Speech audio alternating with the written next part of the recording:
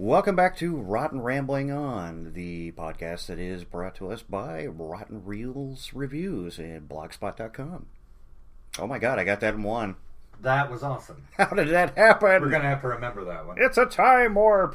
Unlike the last really good intro that you did and completely forgot about.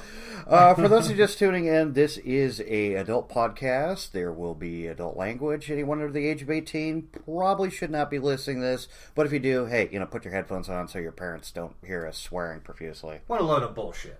Well, you can listen to this at work if you want to. Well, yeah, you could, but I can't guarantee you'll keep your job. And if your boss is a cock knocker.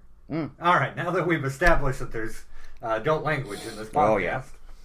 He's a cock juggling thunder. Oh, I'm sorry. My name's Shawn. I'm Jake, by the way. Welcome to Rotten Rambling. Somebody kind of hijacked the commentary there. Yep. His name will not be on the record at this time. Actually, I already said it. I know, but I was trying to help. It didn't fall through. This time around, we were actually falling back on a previous statement of, when we were talking about tabletop RPGs. One specifically we felt has actually kind of had an influence on modern day technology, which would be the cyberpunk genre. Yep. Which, oddly enough, is two games in system, one called Cyberpunk and the other one referred to as Shadowrun. Yep. Which, if you're not familiar with Cyberpunk or Shadowrun, it's actually a, what would you call it? Multi-genre. Shadowrun, more specifically. It is a sci-fi / sci-fi fantasy turn-based RPG. Urban fantasy, also. Yeah, I suppose you could. Which there was actually an interesting... when the homies roll up on there, Which was actually an interesting article I read. There's actually a very fine line between urban fantasy and fantasy romance, apparently. Which are all your stories about women hooking up with vampires. We'll Dee and Trey work out. Apparently, it's so fine a line. It really comes down to it's the exact same story with the urban fantasy. I think it was Laura K. Hamilton that said, if you can take the romance out of the story and the plot still holds up after that, then it's urban fantasy instead of urban. As long as you romance. get some sex in there, right? Instead of fantasy romance, yeah. As long as you get some orgies in there. Yeah. Oh, I'm sorry. Absolutely. I meant restructuring your power base. Yeah, if you can take the sex out and it's still a story, apparently you're reading urban fantasy and not fantasy romance. Or fantasy erotica. Yeah. Yeah. Romance, please. Give me a break. Right. Look, okay, Hamilton, we enjoy your work, but damn. Y'all got a lot of sex scenes. Y'all motherfuckers need Jesus. It didn't start out that way, though. It did I not know. start out that way. It wasn't until like the fifth. Oh, yeah.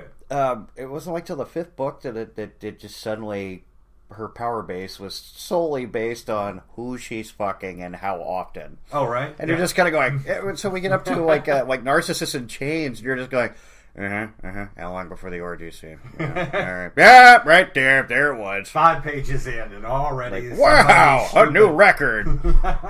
That is a lot of dick. Wow. Laura actually kind of reined it in there a little bit. I was expecting them by page 3. Okay. But getting back to the topic, since we've been rambling on. Oh, look at that! We got the title plug in there. Plugging along there. No, for example, the game in question, Cyberpunk, hails from the brainchild of this RPG system, Mike Pondsmith, who published with R. Telsorian Games back in the faraway time of 1988. Yep. You know, that time era where there was a dangerous New York and it became a police state and gosh, Manhattan was turned into a prison. Oh, wait, that's Escape from New York. And none of that crap happened. Oh, I'm sorry, John Carpenter. Actually, interestingly enough, and on the topic of how these games are catchy, real life is catching up with the fictional environment of these games. Oh, do tell. The very first Cyberpunk was actually set in the far future of 2013. Blessed indeed. Hang on, let me check my cybernetic limb. Oh, still don't have one. Yeah, no flying cars either. Yeah, I even didn't get decent high-top Chuck Taylors, so Will Smith lied to me too. And none of my hair implants are fiber optic. No, I know. I feel cheated. Yeah, I know. That way you can just change them sporadically. Actually, I'd leave that on a loop of just different colors just to mess with people. But yeah, fictional year of 2013. A faraway time. When we saw a time period of cyberpunk of vast mega corporations, cybernetic implants, as well as a dystopian future, a breakdown of morality and education. And what of little Timmy? I always found it amusing is, how either the dystopian future occurs or it's always the post-apocalyptic. I mean, it's one or the other. You never just have them in almost the equivalency of a utopia, just minding their own frickin' business. Well, because it's a boring story. There's no conflict. Well, what about Bubblegum Crisis? Wouldn't you call that more of a utopian future outlook? Given the level cost of living in its time set, no, I would actually fall that under dystopian. You think so? Coupled with the fact that you have to worry about whether or not your next door neighbor is a boomer combat droid. I thought that was more like Appleseed. No, given the level of their advanced level of the synthetic skin they were able to put over said boomers, that was pretty impressive. That is true. But yeah, no, getting into the basis of Shadowrun, and of course, since 2013, thanks to Harebrained Schemes production, we brought it back to the game. We brought it back to the PC, and oh my god, after the horrible disappointment that was Shadowrun in 2007, back when you still had to use Vista. Yeah, this was one of the first Vista-based games, and it's just Quake with mana balls. Was it Microsoft got a hold of that license? Yeah, they had. And was responsible for that piece of shit? And thank God Harebrained Schemes managed to buy it after FOSSA had pulled everything they could to get away from Microsoft. Yeah. They were so pissed. Oh, I suppose we should probably go back and do a little history. A year after Cyberpunk was released by Artalsorian Games in 1989, we have the release of Shadowrun, produced by the game company FOSSA. F-A-S-A, also famous for the strategy board game Battletech. I sure wasn't Stratego? No. Oh, okay. That was Milton Bradley. Ah, damn. I always get them confused.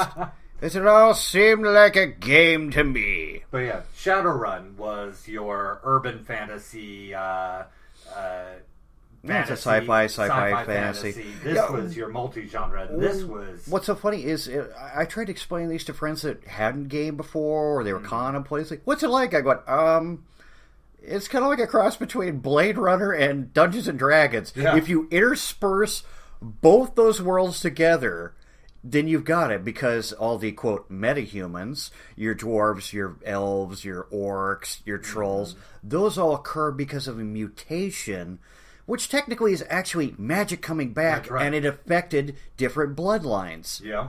But that sounds really boring, so as you put it on as a news teletyper, it's like, that's just in, we've had an assortment of mutations occur. That's right, little Billy down the street's actually now 9 feet tall, he has scales, he has horns. He drools a lot and he eats mothballs. Yeah. In the basis of the fictional history, the idea is that all of these alternate, quote unquote, because I have to say quote unquote because you can't see the air quotes I'm doing with my fingers. Oh, it's delightful, folks. You're missing out.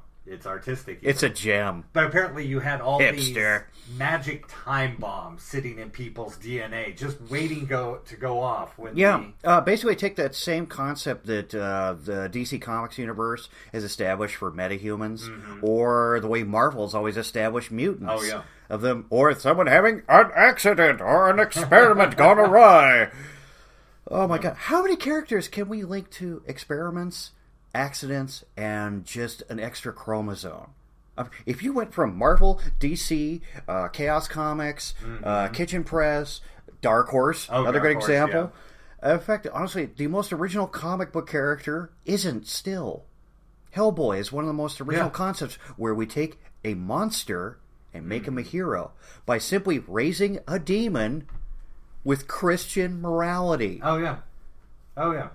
But even then, this is not an original character. It's Catholic upbringing, no less. Oh, God, I know, right? That makes it even more intriguing. And I'm going, well, if he was a Protestant faith, would that mean more, less? It would mean less. Coming from a Presbyterian background myself, it would just mean he, had more of a work ethic. Also, I was just sitting there skills. thinking from that basis of that character, I said, wouldn't he constantly smell like sulfur and brimstone, though? And he couldn't go to confessional, like, being in that hot box. Forgive me, Father, for I've sinned. I exist. Son, this is a non-smoking region. My child, put that out. But yeah, if you think cyberpunk is the realization of the fictional novel world belonging to William Gibson, then Shadowrun is, as you said, William Gibson slams head on to J.R.R. Tolkien. Weren't you even saying that William Gibson was actually not even the, quote, godfather who developed the term cyberpunk? That's true, actually. This blew my mind, folks. This whole time, I've always based cyberpunk on William Gibson's Neuromancer because it was literally the first cyberpunk novel I ever read. And it was back when I was a wee boy, and we had to worry about threats of like 180 megaton nuclear warheads coming at us because of them damn dirty commies. Yeah, no, actually, cyberpunk was coined in 1980 in a short story by a Minnesota writer named Bruce Bethke. Oh yeah. The short story was published in 1983 in the very famous Asimov. Amazing Stories. Amazing Stories. Yeah. Thank you. Yeah, I may have read a few. Yeah. Well, who's this Ray Bradbury guy? Now, of course, it was quickly appropriated by authors like Bruce Sterling and William Gibson. Yeah. But yeah, no, actually, by that same definition, you could even say that Shatner has had an influence on the cyberpunk genre with Tech War. Tech War, yeah. Yeah, and I actually an underrated series of stories, in my opinion. I still agree, because honestly, all he did was take anything that would have been mainstream, like cocaine or heroin, and all he did was alter it as a concept that would fry your neurons at a more exponential rate. And that's literally it, because people hated reality and they wanted to escape, and tech was nothing more than a VR system, but it's got a finite amount of use time before the chip wears out. Which we later saw actually also appearing in Shadowrun. In its release in 1989, they had better than life chips. Yeah, BTLs. You can always throw that back to Doug Grant and Bob Naylor's better than life references in Red Dwarf. Yeah. And then, of course, later on... It all connects. And then later on in history... Or is it later on in history? When did the story for... I'm looking inquisitively at him. Fucking hell. There we go. It's happened already. There we go. It's going to happen sometime. Hey, we're 13 minutes in. Every show. Yeah. We're only 13 minutes in, so give yourself a pat.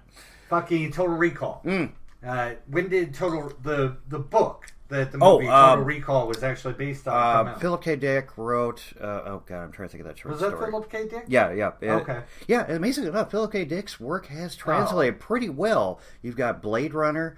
I even kind of liked Minority Report. If you count short stories, the man was almost as much a machine as Asimov. Oh God, really? Right? Let's see what else.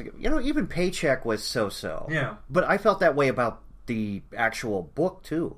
But no, the Martian Chronicles for Total Recall was written as far back as 1979. Okay. And then Paul Verdun got a hold of it. Yeah, a little interesting personal history note. Paul Verdun made this rather graphic, bloody sci-fi film called RoboCop. The only film that my mom actually refused to let my brother Tom and I watched because of its sheer level of violence. Yeah. This, of course, falling back to Peter Weller's death scene, where he gets obliterated with shotguns, which technically, if you looked at that from an actual physics standpoint, he would have been ground chucked before he even got to the damn hospital. But that being amusing, Paul Verdun also directed Total Recall, and if you look at the two by comparison, Total Recall is vastly more bloody. And I'm like, Mom had no problem. I was going, Benny, screw you! Unlike the more recent I don't know what you're talking about. Can't hear you. La la la la la. Not listening. Of that terrible movie, which really wasn't that bloody at all. Yeah, it was actually pretty neutered. Yeah. In fact, I think it was almost PG-13. And there was no Mars. But yeah, that makes perfect sense. Yeah, I thought the only thing going for it had Jessica Biel and oh, thank you, Bran, for just walking off. And it's your turn. Ah, fuck. Oh, sorry, I stole your catchphrase. Damn, with the thing. Yeah, with the fuck. And the Kate Beckinsdale. Aha! Aha! Thank you, Editor Brain, for kicking in. See, I store a section of my brain on IMDb, so it allots me so many trivia wins. Which, if we want to keep following that theme of better than life and tech war, and yes, you're right. Jessica Biel's tits are real. I know. I couldn't believe it either. No, they're virtual reality. Are you sure? I am. Not with that sway. No. But no, if you keep following that, I mean, that also takes you to underappreciated television series, Total Recall 2029? I believe it was 2020. Was it 2020? Or was it 25? Oh, God, there have been so many. No, when do you hear this? That's sorry, that's Cleopatra. Sorry. 25, well, there were jiggly girls there, too. I was confused. 25. Shawn, I was a victim of circumstance. You know, what we normally call our pecker. Yeah. But, yeah, jiggly girls throw me off. Yeah, I probably shouldn't even use that term. It's not a compass, Jake. Just because it points north, you don't follow it. But especially when it's cold. We keep going up. Oh, gosh. No. Oh, wow. We have gone way off topic at this point, haven't we? Well, a good example of this is what you were talking about in the 2010 article, and I think that was December? June, yes. Okay. Or well, July. All right, July there you 2010. Go. If you're talking about the National Geographic article. I was indeed. Okay. Where they're implementing the technology to create cybernetic limbs. Yeah. At this point, they have developed a fiber optic cable that is so small it can literally reconnect to existing nerve impulses that integrates that software directly to the electromagnetic impulses from your brain that simply moves your hand around, pick that object up.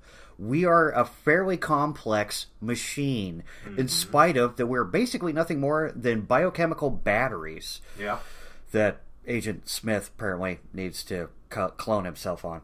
But with that being said, they are literally trying to create bionic limbs, cybernetic replacement, and they're trying to make them weighted so you don't end up crushing someone's skull when patting them on the head.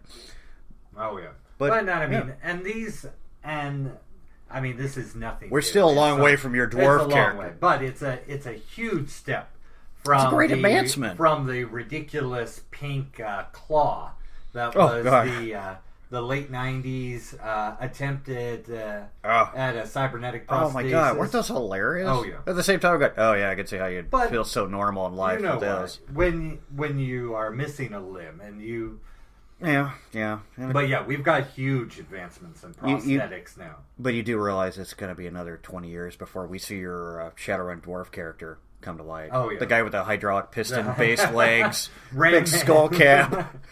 Ram Man remade. This is such an evil character. So imagine someone of just a little over, maybe 4 feet, 5 feet? Yeah, something like with that. Hydraulic legs and having the ability to book with almost a 3 to 4 foot stride. You're just going, that's actually kind of cool. Oh, yeah.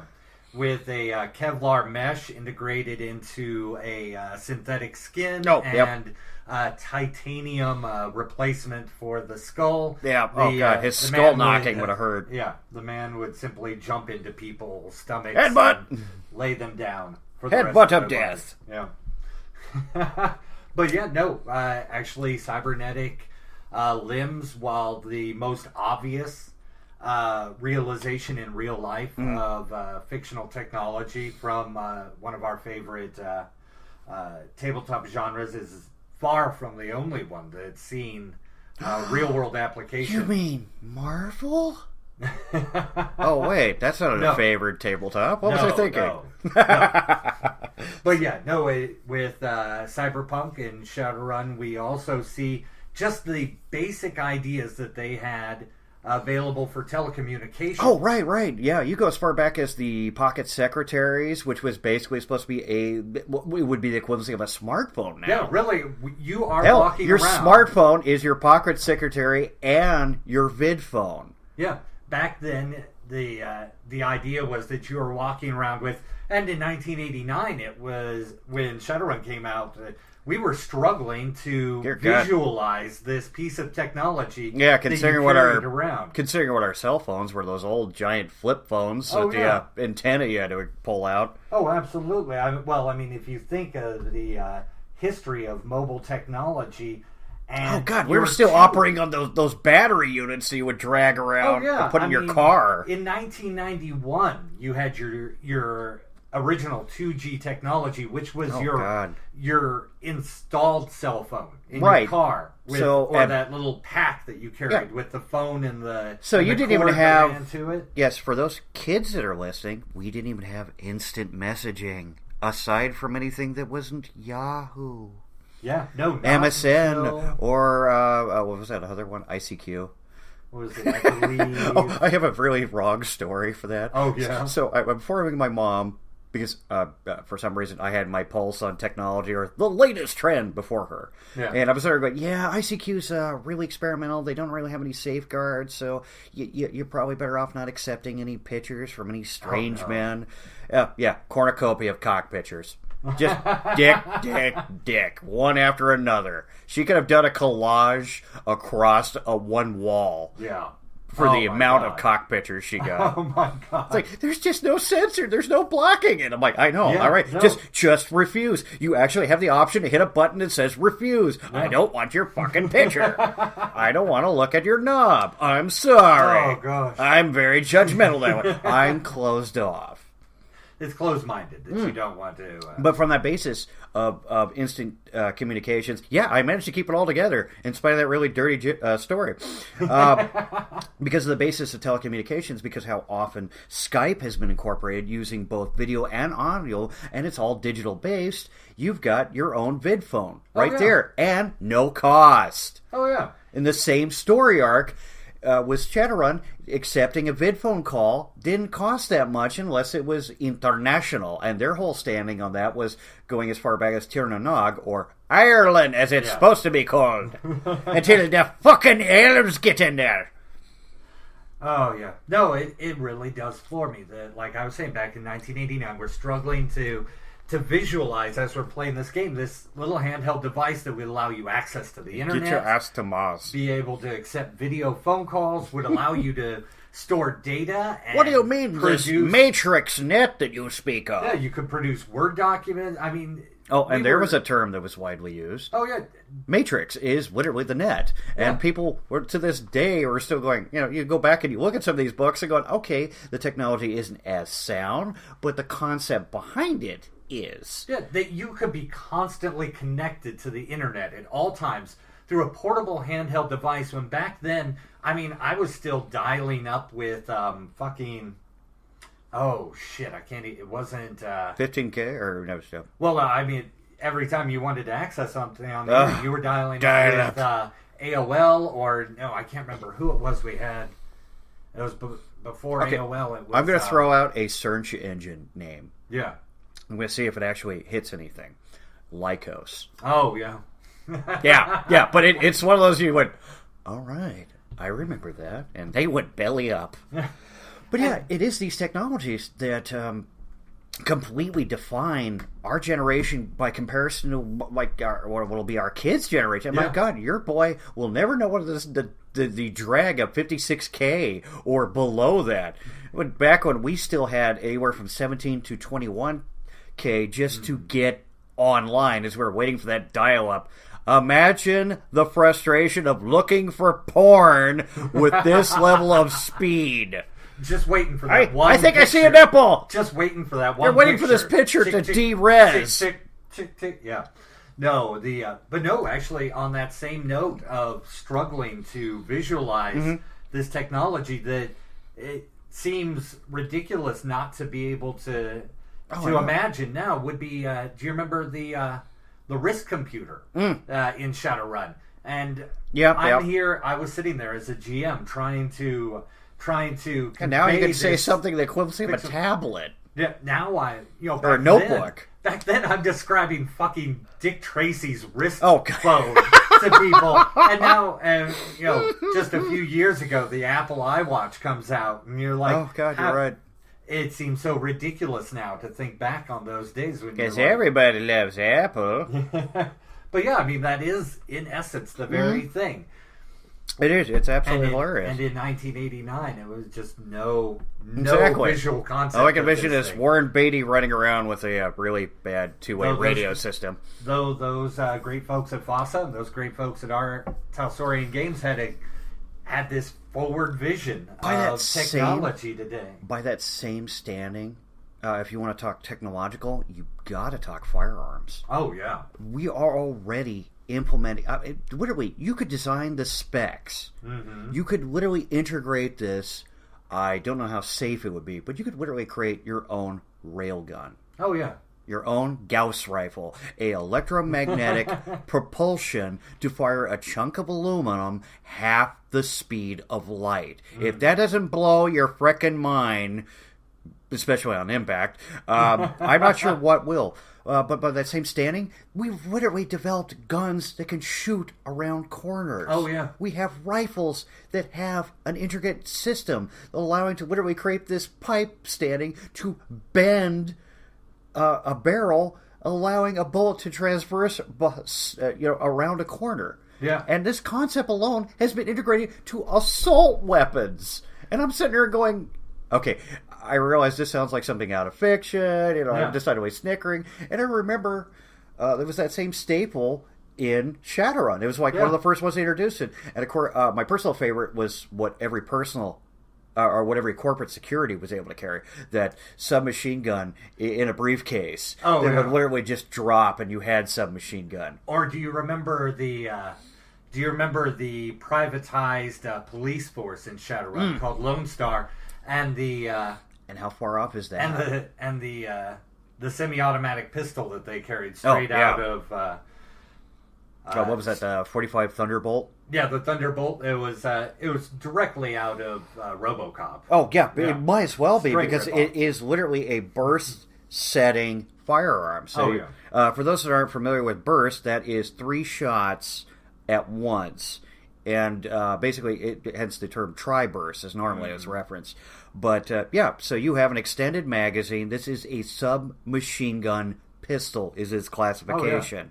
And I can't even imagine the recoil compensators you need for this thing if you're not built like Alex Murphy. Because, dear God, if you're not even familiar with how a submachine gun works, I can tell you I have fired a semi-automatic submachine gun. And regardless how hard you're tapping that, you have to literally point it downward so it would literally, and I'm trying to show this to Shawn, so hopefully this comes across. Oh yeah, so it's you're beautiful. pointing, it's a work of art. You're literally gripping the base of said pistol, the hand around said trigger and whatnot. You're bending it downward, a ways from your feet, thank God, otherwise you will have no toes. And as you fire, your arms will automatically bring it up just from its recoil. And you end up cutting your assailant, victim, target, whatever you want to constitute it, probably literally in half. Because your bullets are just ripping through them.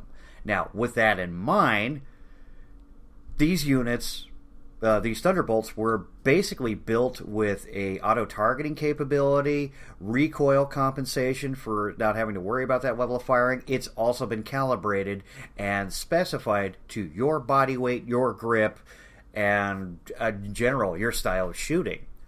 So it literally is user-friendly in that endeavor. And that's another thing. Biometric grips. Biometric grips have been implemented to saves. They've been implemented to firearms. You have they're trying to integrate them into cars so people get their cars stolen less. And I'm going, that's great, but you're going to need at least 2 people on file. Well, and you want to talk about weapons. Let's talk about the forward-thinking view of the world in general. think about the militarization of your United States police force. Oh, right. I mean, your local SWAT team now. Oh, God, right? They're just fully integrated. I mean, they literally are counterterrorism, or more specifically, urban terrorists. I mean, your local SWAT team might be carrying FMP-90s. Yep. Yeah, you got anything from... Heckler and Koch G3s. You also got your MP5Ks, which has been standard... MP5 has actually been standard for SWAT, FBI, God, I don't even want to guess how many Special Forces team, since 93. This German-made submachine gun holds 32 rounds, or you get the extended obscene magazine, because 32 rounds will go really quick, folks, if you don't watch it. It's just... Yeah, do not believe Navy SEALs. That shit will go pretty quick. Not to mention high-threat response vehicles that they drive. Then you get into one of the things I loved about Shadowrun was the concept of the rigger. Oh, yeah. And security drones back in and we have drones 1989. Now. Yeah, struggling to come up with the idea that people would have small tactical flight vehicles that they which control sounded remotely. Unheard of. Absolutely.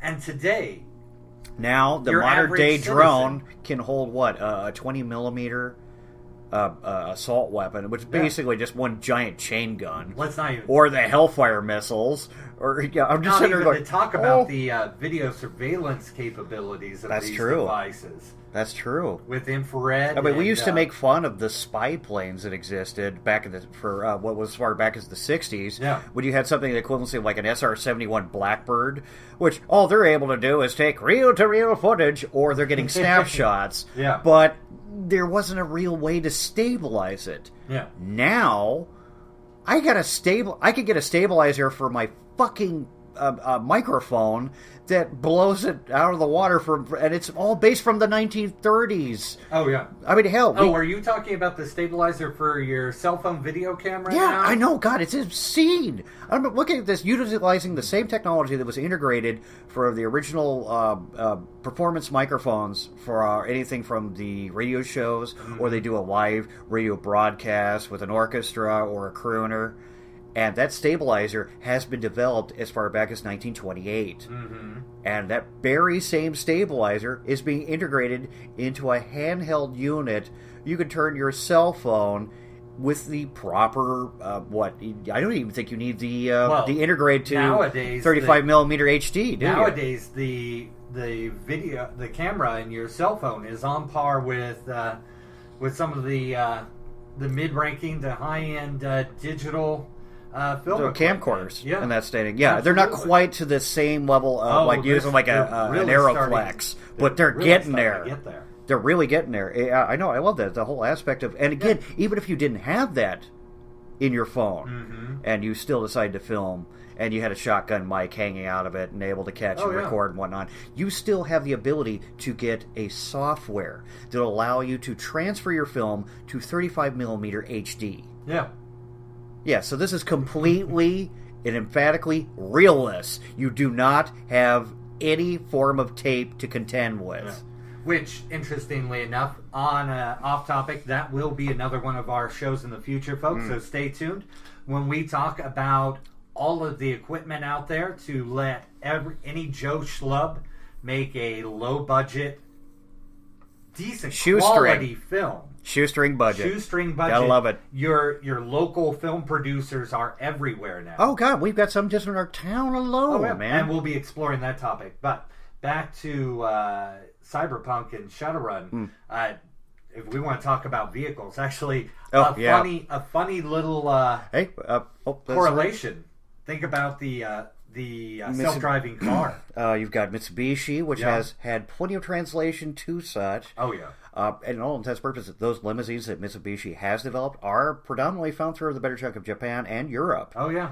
It's like they're leaving the U.S. behind. That look was it. Gaijin wholly incapable of understanding fine automobile technology. No idea why Jake took on Mako voice. But he did. But spawning out of the 2005 DARPA challenge, the Google X project, the autonomous car. Every economy car, from anything green oriented to the integration of self-drive. Oh yeah, which you saw in Shadowrun in 1989. They're talking about the the mobile grid that the it was literally the vehicles would tap into. It was supposed to be a maglock grid. Basically, it's just, for lack of better, it's a rail system. Oh yeah, it's basically creating every car into an electric train. By that standing, you're just housed on this specific grid in question, but you could also go off grid. Oh yeah, but also besides getting power to run the vehicle, it also, in conjunction with your onboard GPS, essentially navigated your car for you. Yeah, it's literally like, what was the point of you behind the wheel except I need to get from point A to point B? Yeah, your basic Joe Schlub commuter would just get in his car and be transported with no activity on his own part to his wage slave job. And we actually have that in real life now. Cred sticks. Yeah. We have the intelligent chip now from all our banks and all our credit cards. Yeah. Establishing our credit rating, who we are, how much we have, so on and so forth. Cred sticks, and yes, you could probably still get the cards in question off a black market standing, but they have that integrated chip that establishes everything. Well, and now they're getting to the point where, just like in Shadowrun, they're going to be introducing thumbprint scanning along as verification for credit card transactions. Well, hell, I mean, it's with been the embedded chip. And think about it, thumbprint scanning has been done for anything from you're looking into getting a safety deposit box, and that can range anything from our own national to international. Yeah. Well, and even as your a cell form phone. of identification. Yeah, your Even cell your phone phone now uses. Yeah, you even have that for a cell phone lock. Yeah. I mean, these concepts are not sci-fi science fiction anymore, baby. Not anymore. It is sci-fi fact. Absolutely. It is science fact. But no, actually, I was going to say on the back on the note of the Google self-driving car, it's kind of a funny little fact that amuse me, sir. They're on road testing since 2012, and Google actually plans to have these cars available publicly in 2020. Which, interestingly enough, we go back, is the actual fictional time period for Cyberpunk. Yeah, Cyberpunk version 2, 2020. Oh my god, that is kind of bizarre. It is a conspiracy, folks. We're getting old. It all ties back in together. We can find all the links. It's all Bill Gates. Bill Gates is Skynet. And there are 6 letters in Skynet. If you divide the number 6 by 3, you get the exact number of sides on a triangle on the back of a dollar bill. It proves the Illuminati is real, folks. I knew it. It proves it. I knew it all these years. They called me mad. But who's mad now? Oh, God. But no, actually, you want to talk about science fiction is now. In one of the most recent... lightsabers. Oh, wait. Please, where is my actual lightsaber? All right. I'm still waiting for Dude, I'm still bitching about hoverboards. I just kind of like the good chunk of 2015. I just wanted to cut my butter. I'm that much of a prick. I'm going to have a lightsaber to cut just my for butter. that? Yep. And my steaks. That's actually funny. Yeah, and of course I've encountered enough Omaha steaks that, you don't even need a fork. You can just poke it and the damn thing will just drift apart. But with that being said, what was this technological marvel? Oh, I was going to say in the 4th edition of Shadowrun, I believe it was, which came out in 2005. Yeah. They introduced the idea of augmented reality. Not just virtual reality, which we've had for quite a long time. Right. Such as our Lawnmower Man and Tron. But God, you can go as far back as Tron. Back when, Bruce Boxer didn't look like a bag of wrinkles. Or or what was that fucking BattleTech video game that was all the rage in the late 90s? Oh, that was the Virtua Boy. Yeah. The Virtual Boy, all that thing caused, well, in my case, was severe fucking headaches. Oh, yeah. Yes, anyone that was even slightly photophobic had problems with that. There was your virtual reality back in the day, but I got your virtual reality right here, buddy. They introduced the idea of augmented reality, the idea that you were walking around with some sort of like an ocular implant or a pair of glasses. A pair of glasses, and superimposed on the regular world was a virtual overlay, kind of like walking around with Facebook superimposed on the real world. So you look at right, that like guy those Google glasses that are still and in. Now it's real life. You've got Google glasses. You've got what is it? Is it who is coming out with the heads-up display for video game? Microsoft's doing that.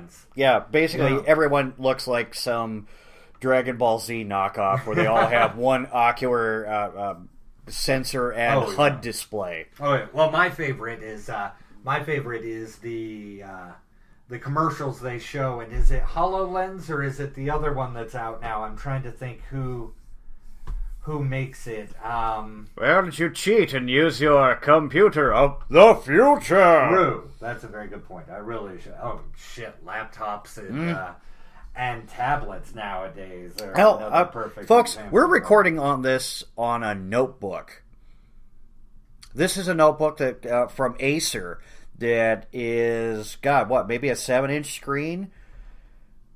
This thing on its own has over 30 gigs. I haven't added anything to it. There's no DVD drive. There's nothing to it. And that's just your off-the-shelf piece of crap laptop. Yeah. I mean, no offense, laptop, don't crash on us while we're recording. Thank you. Yeah, just keep disrupting it. Yeah. But no, from that basis alone, this has no superlatives, no additives. All I got this specifically for was when I am reviewing a movie over at Rotten Reels Reviews, tee-hee.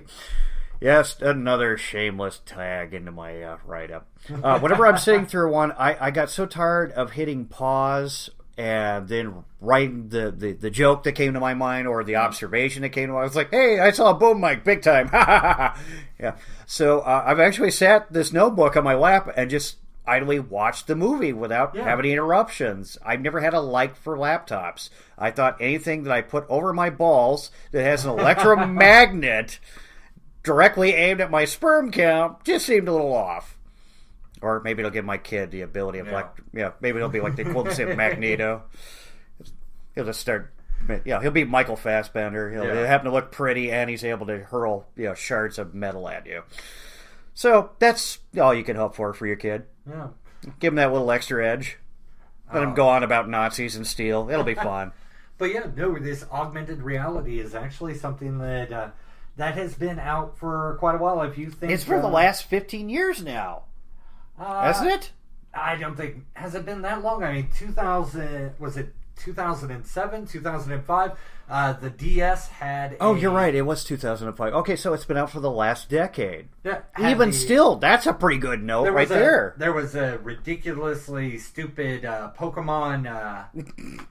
Handheld game for the DS or 3DS, I don't remember what it was, where you would actually pan the built-in camera around, looking at the real world, and the game would superimpose and it had Pokemon a projection. Yeah. It had a small projection unit. There's another example of that, just from Digital Relay alone. I mean, we used to make fun of folks that had the that huge projection screen they would use for their VHS. Now you got a digital quality from anything from Blu-ray and DVD that you could literally host your own movie theater.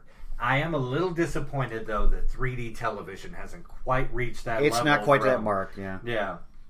We're not seeing the and where's my Jaws 19, goddammit? Where's my fucking holographic display from Paycheck? Oh, yeah, there you go. And why is Ben Affleck still allowed to act? No, wait, that's an entirely different... No, I actually got nothing against the guy. Oh, gosh. Other than, dear God, his forehead really does jut, doesn't it? But it's like he'd really win in a headbutt competition.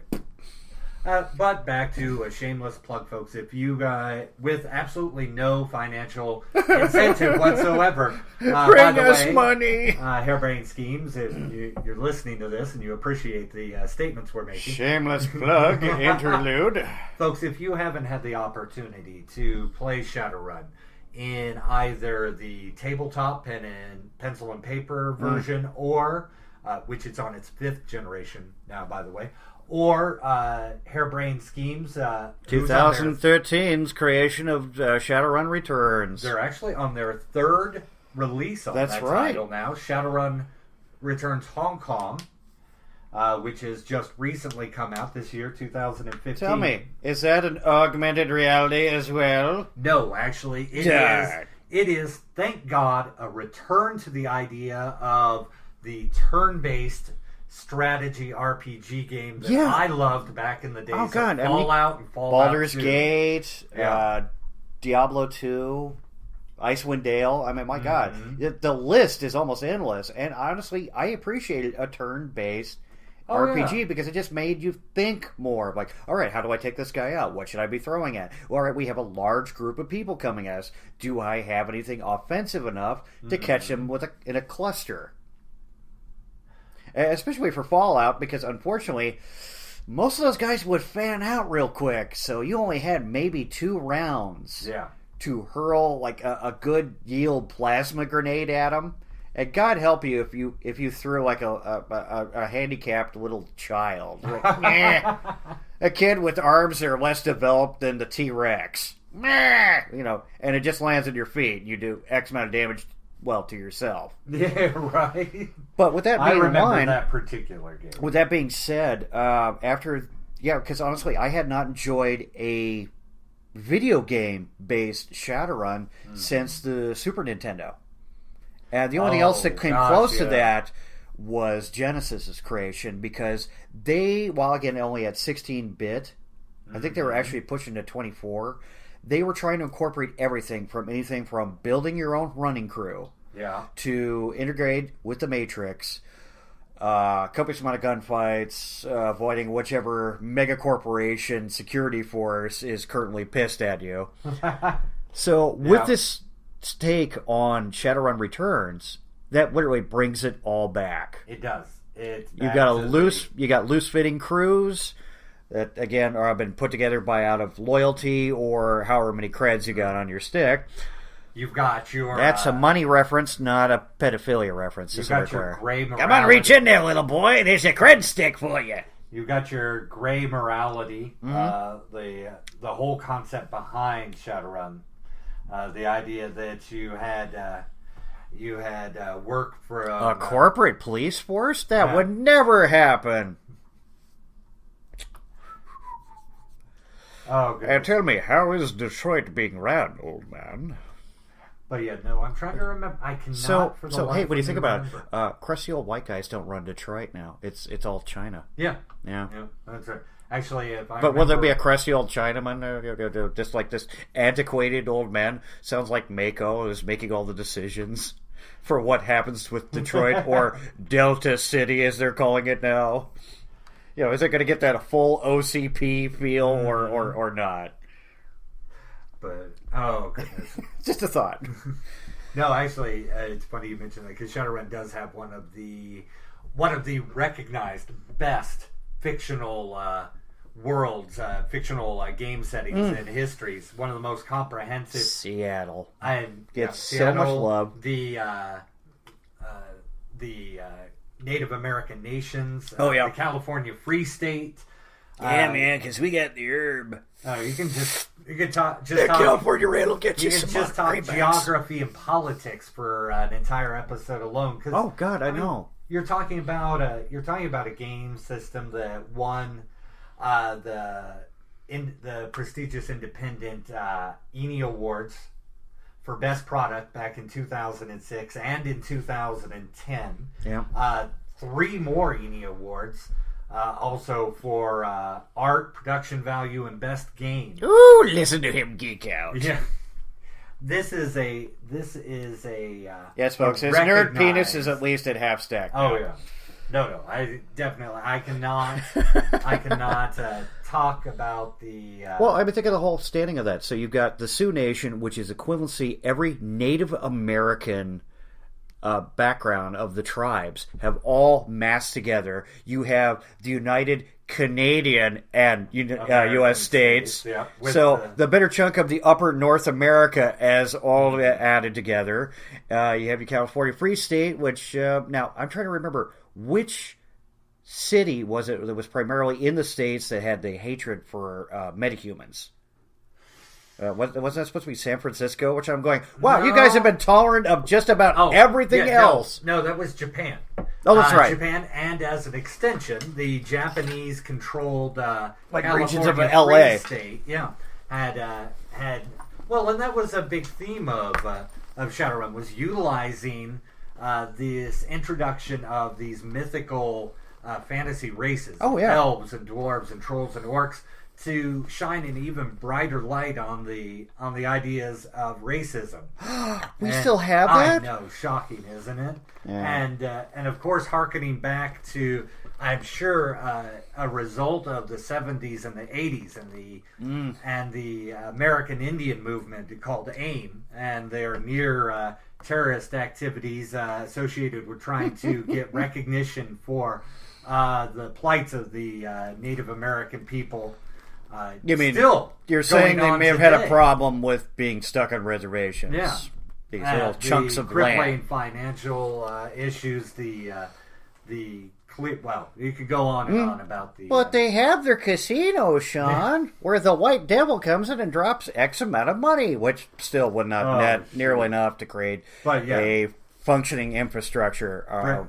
Certainly, those events in history motivating the concept of the Native American nations and the Native American Revolution in the fictional history of Shadowrun, where with the advent and the return of magic to the world, which was again also an interesting, fun little thing based on the Mesoamerican calendar of the damn those Toltecs. The rotation of the Earth over what was it? Every 1,000 years. Yeah, that was the claim. It was. Yeah, the idea that magic came back, and all of a sudden, all of the spiritual, historical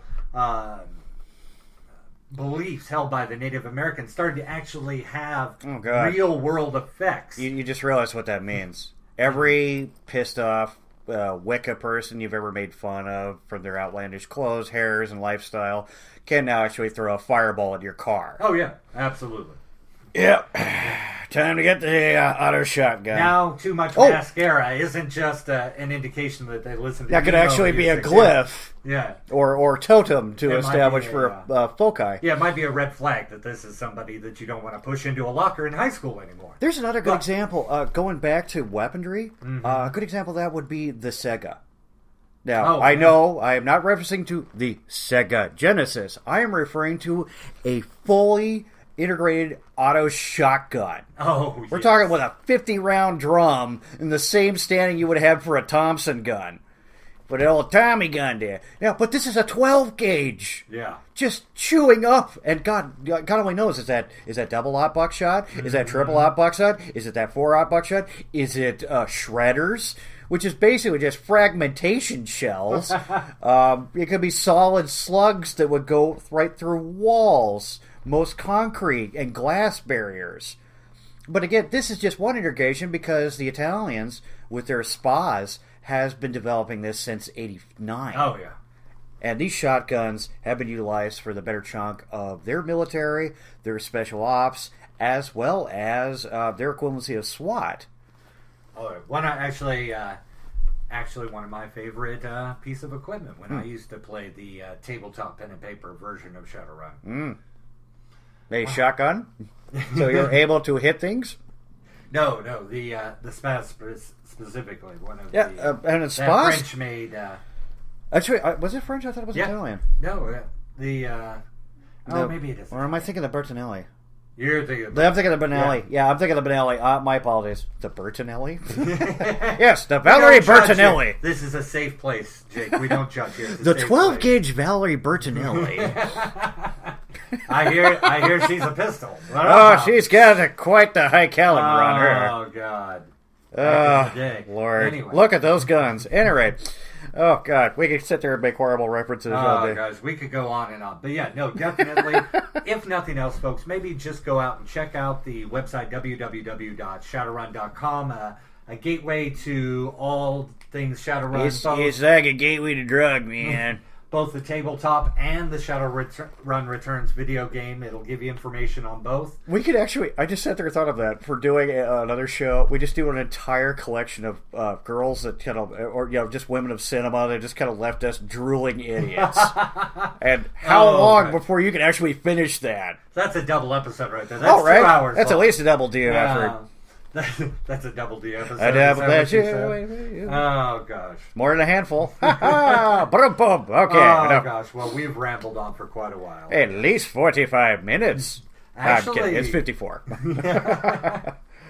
Just want to assure Shawn. He's like, wait a minute. I got other shit to do. I was like, no, you're stuck here forever. Oh, gosh. I put up wards everywhere. You can never leave. We did the Harry Dresden episode. It's time to move on from the ward. There is no moving on. Okay, well, what about Grant Ward from Agents of S.H.I.E.L.D.? Don't make me kick you in the balls. You know, I've had a hard time sitting through that show anymore. We're on season 3. Good. We're on season so good. But that's the thing. We're on season 3. They are incorporating a lot to contain with anything from the uprising of the Inhumans that have been indirectly created, which has been a mainstream since 2014. Yeah. They've established that this has occurred. The Terrigen mist. Oh, God. Yes. So this chemical compound that the Kree developed ages ago to create humans as the perfect biological weapon. Yeah. Yeah. Well, the funny aspect is they tried this out on 20 different systems. Nothing. You know why? You know why it doesn't work? Because we're humans and we have to Douglas be center Adams of the world. Proved no matter how much time you give that program to run, it's not going to come out right. Yeah, it's never going to come out apples. You're going to end up with the fucking answer 42 every time. Is that all you have to show for 5.5 million years? You know, we're going to get lynched. Yeah. I know, it's one of those aspects, though, that it took into account that all this biological recreation, basically their DNA is getting written over. Oh, yeah.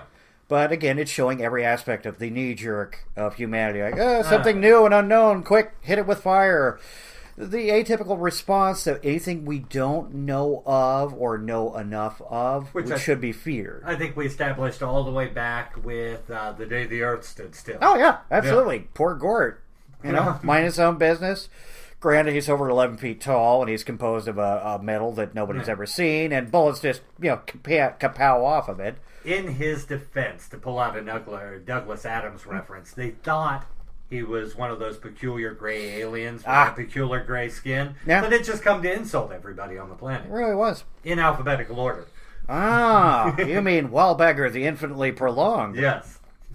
Yes, the fact that I actually remember that really obscure, not even secondary character, that alone is kind of astounding. But it also shows how often I've read and heard Douglas Adams. I speak of the computer that is to come after me. Okay. And we shall call it the Earth. Yeah, what a donate.